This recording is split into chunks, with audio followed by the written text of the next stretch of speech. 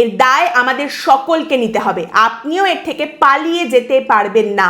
আপনাকে এটা বুঝতে হবে যে পশ্চিমবঙ্গের একটি সংবাদ মাধ্যমের অফিসে 10-12 জন সাংবাদিক মিলে সম্ভবত এই ভিডিওটা দেখেছেন এবং সেখানে কোনো ব্লাড টান নয়, পরিষ্কার তারা এই ভিডিওটা দেখেছেন এবং সেটা দেখার পর তাদের মনে হয়েছে তাদের নিউজ চ্যানেলে তারা এটা দেখাবেন এবং সোশ্যাল মিডিয়াতে তারা এটা আপলোড করবেন এবং তারা নিজেদেরকেও বুঝিয়েছেন যে এইটাই হলো সাংবাদিকতা। ওই অভিযুক্তর কীর্তি প্রমাণ করার জন্য তাদের শব্দ কম পড়েছে, অন্য কোনো রকম ভাবে তারা বিষয়টাকে প্রকাশ করতে পারেনি। তাদের মনে হয়েছে ওই অভিযুক্তর কীর্তি প্রমাণ করার জন্য একেবারে ওই র ভিডিওটা একটু ব্লার করে তুলে ধরতে হবে, সেখানে মেয়েটার কান্না থাকুক, মেয়েটার অসহায়তা থাকুক, সমস্তটা আমাদের তুলে ধরতে হবে। আমরা ভিডিওটা প্রকাশ করব, আমরা ভিডিওটা ব্লার করে সোশ্যাল মিডিয়ায় আপলোড করব এবং শুধু স্ক্রিনে যখন এই ভিডিওটা আমরা দেখাবো একজন মহিলা অ্যাঙ্কারকে আমরা স্ক্রিনে রাখবো যাতে একটা ব্যালেন্স হয়ে যায়। ব্যাস একটু ব্লার করলে একজন মহিলা সাংবাদিক, একজন মহিলা অ্যাঙ্কারকে এগিয়ে দিলেই